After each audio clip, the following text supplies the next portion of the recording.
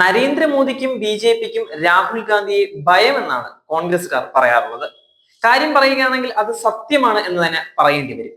മോദിക്ക് മാത്രമല്ല, ഭാരതത്തിലെ ഓരോ പൗരന്മാർക്കും ഇപ്പോൾ രാഹുൽ ഗാന്ധിയെ ഭയം തന്നെയാണ്.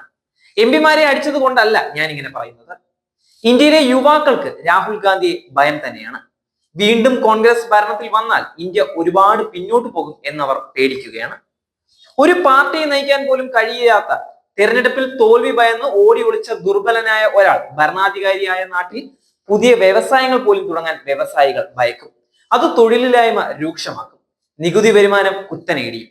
അത് ഭാരതീയരെ ഭയപ്പെടുത്തുന്നുണ്ട്.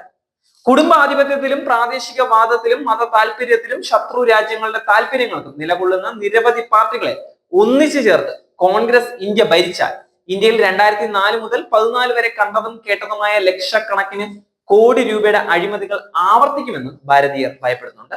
സ്വന്തമായി ഒരു തീരുമാനവും കൈക്കൊള്ളാൻ കഴിയാത്ത ദുർബലനായ രാഹുൽ ഗാന്ധിയെ പോലെ ഒരാൾ വെറും പാവയായി ഭരണത്തിൽ ഇരുന്നാൽ ഇന്ത്യയിൽ അനേകം അധികാര കേന്ദ്രങ്ങൾ സൃഷ്ടിക്കപ്പെടുമെന്ന് ഭാരതീയർ ഭയപ്പെടുന്നുണ്ട്. കൂട്ടുകക്ഷി സർക്കാർ നിലനിർത്താൻ രാജ്യ താല്പര്യം ബലികഴിക്കുമെന്നും ഇന്ത്യക്കാർ ഭയപ്പെടുന്നുണ്ട്. കൂട്ടുകക്ഷി ഭരണത്തിൽ ദുർബലനായ ഒരു പ്രധാനമന്ത്രി രാജ്യം ഭരിച്ചാൽ ഇന്ത്യയിലേക്ക് വിദേശ നിക്ഷേപം ഒന്നും വരില്ല എന്നത് മാത്രമല്ല, നിലവിൽ നിക്ഷേപിച്ചവർ പോലും ഇന്ത്യയിൽ നിന്ന് നിക്ഷേപം പിൻവലിക്കുമെന്നും ഭാരതീയർ ഭയപ്പെടുന്നുണ്ട്.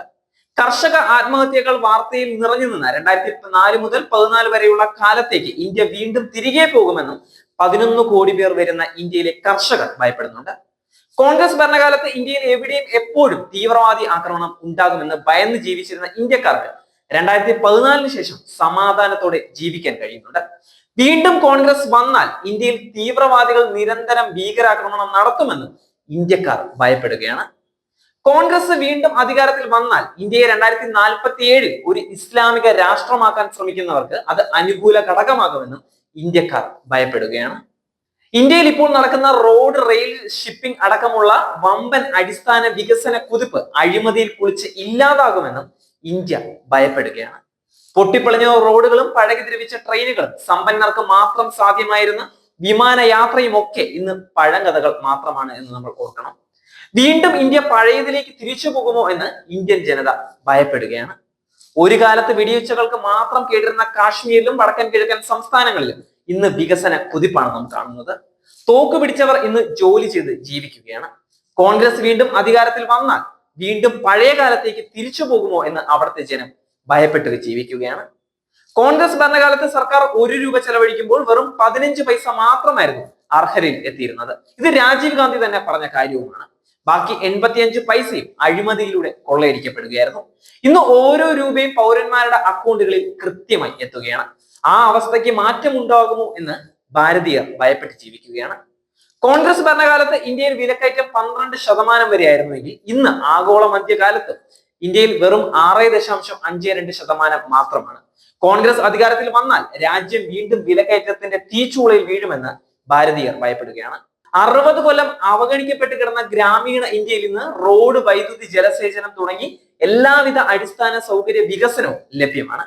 ഗ്രാമീണ ഇന്ത്യയുടെ തുടർ വികസനം ഇല്ലാതാകുമെന്നും ഭാരതീയർ ഭയപ്പെട്ട് ജീവിക്കുകയാണ്. പ്രതിരോധം ഉൾപ്പെടെ ഓരോ വിദേശ ഇടപാടിലും ഇടനിലക്കാർ കമ്മീഷൻ പറ്റിയിരുന്ന വാർത്തകൾ കേട്ട് ശീലിച്ച നമ്മൾ, അതായത് ഭാരതീയർ, 2014 ശേഷം മേക്ക് ഇൻ ഇന്ത്യയും ആത്മനിർഭർ ഭാരതും വന്ന ശേഷം പ്രതിരോധ സാമഗ്രികൾ ഇന്ത്യയിൽ തന്നെ കൂടുതൽ നിർമ്മിക്കുന്നു എന്ന വാർത്തയാണ് കേൾക്കുന്നത്. കോൺഗ്രസ് അധികാരത്തിൽ വന്നാൽ വീണ്ടും വിദേശത്ത് നിന്ന് പ്രതിരോധ ഇറക്കുമതിയുടെ കമ്മീഷൻ പറ്റുന്ന മുൻകാല വാർത്തകൾ ഉണ്ടാകുമോ എന്ന് ഇന്ത്യക്കാർ ഭയപ്പെട്ട് ജീവിക്കുകയാണ്. ഇഷ്ടക്കാർക്ക് 10,000 കോടി രൂപ പൊതുമേഖലാ ബാങ്കുകളിൽ നിന്ന് നൽകി ഇന്ത്യൻ ബാങ്കിംഗ് രംഗത്തെ ദുർബലപ്പെടുത്തി തകർച്ചയുടെ വക്കിലെത്തിച്ച കാലത്ത് നിന്ന് ലോകത്തെ ഏറ്റവും ശക്തമായ ബാങ്കിംഗ് സംവിധാനത്തിലേക്ക് ഇന്ത്യ തിരിച്ചു വരുന്നതേ ഉള്ളൂ.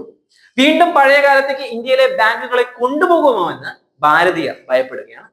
കള്ളപ്പണ കേസിൽ അന്വേഷണം നേരിടുന്ന രാഹുൽ ഗാന്ധി പ്രധാനമന്ത്രിയാകുകയും കോടതി വിധി എതിരായി വന്നാൽ കുടുംബ പാരമ്പര്യം പോലെ ഇന്ത്യയിൽ വീണ്ടും അടിയന്തരാവസ്ഥ പ്രഖ്യാപിക്കുമോ എന്നും ഭാരതീയർ ഭയപ്പെടുകയാണ്. ഭയമാണ് മിസ്റ്റർ രാഹുൽ ഗാന്ധി നിങ്ങളെയും കോൺഗ്രസ് പാർട്ടിയെയും. ഇന്ത്യക്കാർക്ക് ഭയം തന്നെയാണ്. നിങ്ങളെ അതുകൊണ്ട് തന്നെയാണ് ഇന്ത്യക്കാർ ജനാധിപത്യപരമായി തന്നെ തിരഞ്ഞെടുപ്പിലൂടെ പുറത്താക്കിയത്. അപ്പോൾ നിങ്ങൾ ഇന്ത്യയിൽ ജനാധിപത്യം തകർന്നു എന്ന് പറഞ്ഞ് ജനാധിപത്യ വിശ്വാസികളായ ഇന്ത്യക്കാരെ വിദേശ രാജ്യങ്ങളിൽ പോയി അപമാനിച്ചു. നിങ്ങളെ ഇന്ത്യൻ കോടതി ശിക്ഷിച്ചപ്പോൾ അതിനും കുറ്റം ഇന്ത്യൻ നീതിന്യായ വ്യവസ്ഥയ്ക്ക് തന്നെയാണ്. അതിന്റെ പേരിലും ജനാധിപത്യം തകർന്നു എന്ന് നിങ്ങൾ നിലവിളിക്കുന്നുണ്ട്. നിങ്ങളുടെ അനുയായികൾ രാജ്യത്ത് കലാപത്തിന് ആഹ്വാനം ചെയ്യുന്നുണ്ടായിരുന്നു. യഥാർത്ഥത്തിൽ ജനാധിപത്യത്തിലും നീതിന്യായ വ്യവസ്ഥയിലും വിശ്വാസം ഇല്ലാത്തത് നിങ്ങൾക്ക് തന്നെയാണ്, രാഹുൽ ഗാന്ധിക്ക് തന്നെയാണ്. നിങ്ങളുടെ ഉള്ളിൽ ഒരു ഏകാധിപതി ഒളിഞ്ഞു കിടപ്പുണ്ട്. നിങ്ങൾക്ക് ഒരിക്കലും ഒരു ജനാധിപത്യവാദി ആകാൻ കഴിയുകയുമില്ല. അതുകൊണ്ട് മോദിക്ക് മാത്രമല്ല, ജനാധിപത്യ വിശ്വാസികളായ ഇന്ത്യൻ ഭരണഘടനയിൽ വിശ്വസിക്കുന്ന, ഇന്ത്യൻ നീതിന്യായ വ്യവസ്ഥയെ ബഹുമാനിക്കുന്ന ഓരോ ഇന്ത്യക്കാരനും നിങ്ങളെ ഭയം തന്നെയാണ്. ആ ഭയം അനുദിനം കൂടി കൂടി വരികയുമാണ്. നിങ്ങൾക്ക് ഇന്ത്യക്ക് മാത്രമല്ല, ജനാധിപത്യത്തിനും നീതിന്യായ വ്യവസ്ഥയ്ക്കും തന്നെ ഭീഷണിയാണെന്ന് നിങ്ങളായി തന്നെ ഇന്ത്യക്കാർക്ക് കാണിച്ചു നൽകിയിരിക്കുകയുമാണ്. ഇന്ത്യക്ക് ഇനിയൊരു തിരിച്ചുപോക്ക് ഒരിക്കലും ഉണ്ടാകില്ല. ജനാധിപത്യത്തിൽ വിശ്വാസമില്ലാത്ത, ഇന്ത്യൻ നീതിന്യായ വ്യവസ്ഥയിൽ വിശ്വാസമില്ലാത്ത, ഇന്ത്യൻ ഭരണഘടനയിൽ വിശ്വാസമില്ലാത്ത, ഏകാധിപത്യ സ്വഭാവമുള്ള ഒരാളെ ഇന്ത്യക്കാർക്ക് ഒരിക്കലും ഉൾക്കൊള്ളാനും കഴിയില്ല. അതുകൊണ്ട് തുടർന്നും ഭയത്തോടെ തന്നെ നിങ്ങളെ ഇന്ത്യക്കാർ മാറ്റി നിർത്തുക തന്നെ ചെയ്യും രാഹുൽ ഗാന്ധി.